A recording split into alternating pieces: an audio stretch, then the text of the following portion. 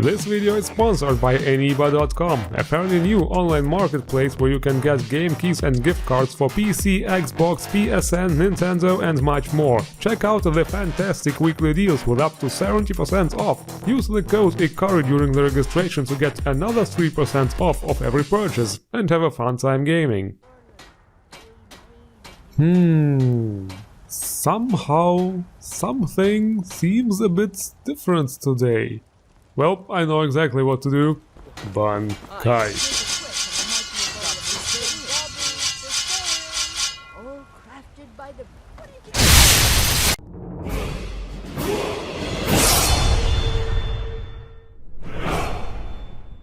Well, it already happened in Fallout 4, so why the hell not? PokeRace by Maflock. Yes, we are turning Skyrim into Animu. Only that, unlike in Fallout, this here is just a race mod, not a full NPC conversion. It's the same, however, in terms of being for females only. You can't have a male Animu character yet. So there's this thing with the skin tones. They are a bit bright for my ENB.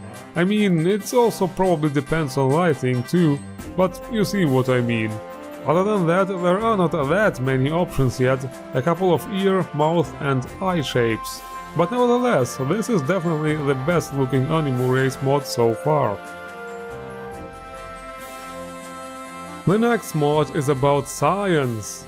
Nah, I'm just kidding, it's about science. WiZkiD Signs by WiZkiD. This is another texture replacer for all the signs in the game. Well, the style here is a bit darker, like classic medieval fantasy. Everything definitely high quality though, so it's going to be a really hard choice between this and El Sopa's signs.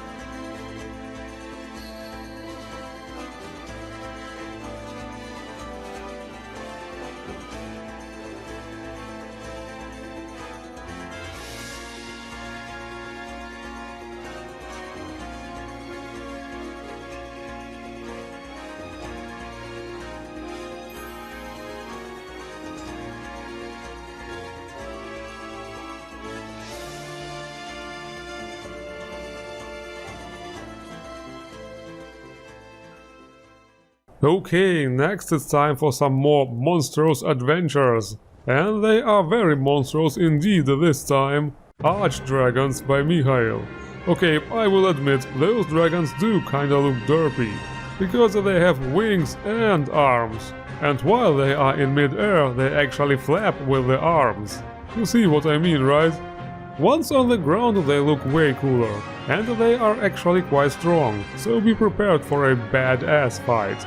It will be a hard fight indeed, I promise. Because you see, those things really don't know when to quit.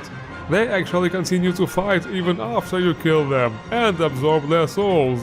Now that's what I call stubborn. The next creature is Samaria, a cursed undead who will rise from a well and attack you.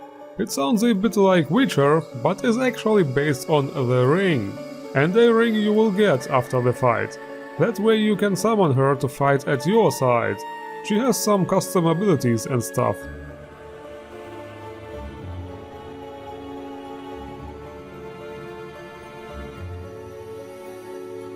The next creature is a bit more solid. Rock Atronachs. Okay, I guess my Atronach material joke is a bit overused, so instead I wonder if this guy can do the brow thing. Oh wait, he doesn't have eyebrows. The way those guys fight is however really cool. They are a bit slow, but the attacks look awesome.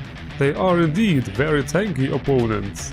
And of course there is a way to summon one of your own and let them fight for you.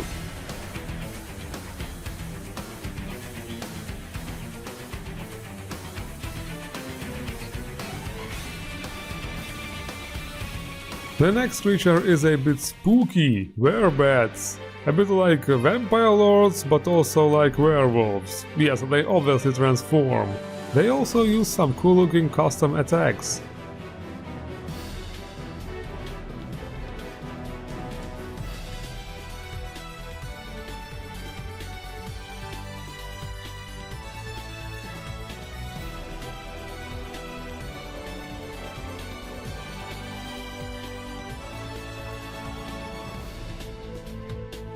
The next creature is also kinda spooky themed, but that's name, Goatsuckers. That sounds like some kind of insult. It's also not an enemy creature, but a spell to summon allies. Okay, let's see how it works. Not at all, it seems. Oh, it says you need to be a vampire to use this. Well, fuck you, I'm just gonna use the console instead. Okay, here they are, the Goatsuckers. Freaky little creatures. They look like Sonic the Hedgehog on acid. Okay, but the next creature is really a bit like science. Science fiction, that is. Controlled Dwemer power suits. We know those power armors already, but now they are being controlled.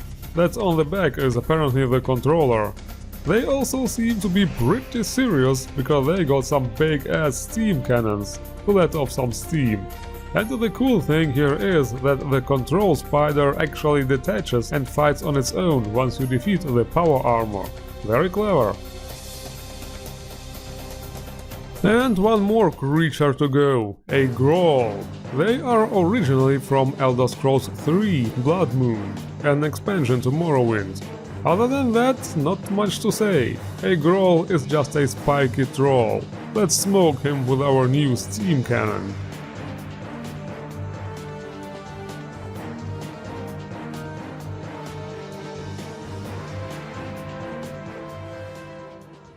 So, to not get trolled, we need what? Exactly, some new weapons. The Leviathan Axe by Pandemonium Blacksmith. Yes, it's the axe from the latest God of War game. Again. Why again? Well, I have learned that when it comes to mods, there is no why.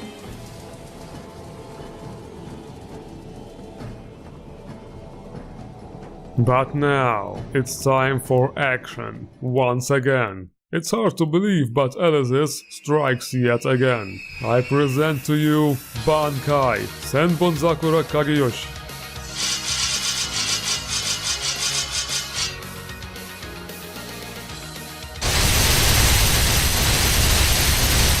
Holy shit, I never thought I would see this in Skyrim.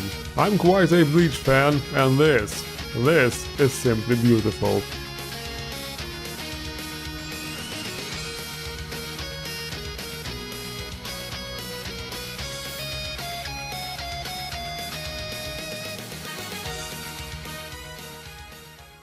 Wow, I just realized I don't even need any extra thoughts for the armors. First of all, the one I've been using, Gallia Armor by Jagga and Leviant.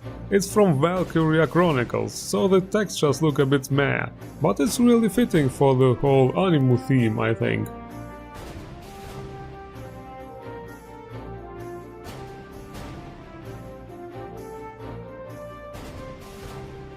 The next one is Coco LaceBody by Coco and Daymara. Shit, this again. The thing is, I can barely even show any of this, because there is just so much skimpy stuff. See-through materials and even flat-out open stuff.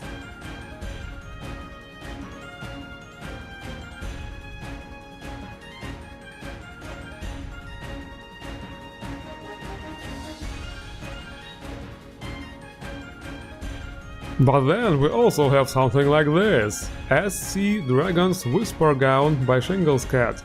A really beautiful dress with lots of decorations, many separate layers, and those insects are all optional parts.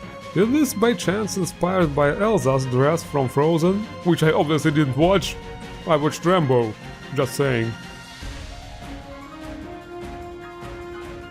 And then there's even something lore-friendly. Forsworn Air Void by Credence. Unlike the other Forsworn outfits, this one is totally covering.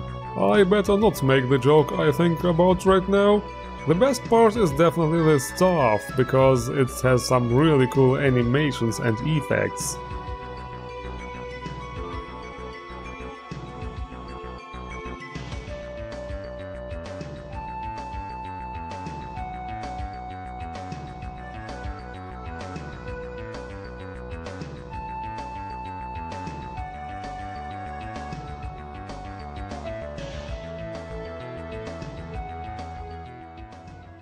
Now, let's see if we get any adventuring this time. There was something about a new Gemstone Prophecy which is 1.1 gigs. Okay, let's see. The Gemstone Prophecy 2, Deception, by RipX and Venchamet.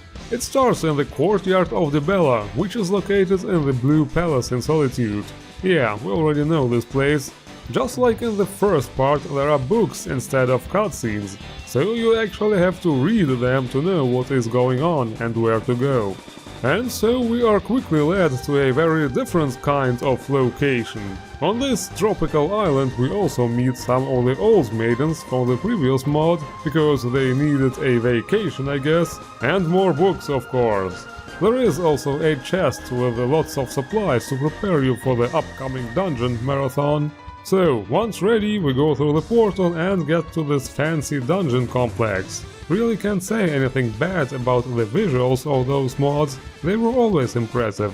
The gameplay, so to say, is just like in the previous mod. You have to travel back to Skyrim, find the maidens one by one, and complete the dungeons of each maiden to get their weapons and armors. After you do this with all the 4 new maidens and have them geared up and ready, you will be able to face the final boss, again. The dungeons are pretty good, so if you are okay with the book-style cutscenes, this is a decent mod to waste your time on.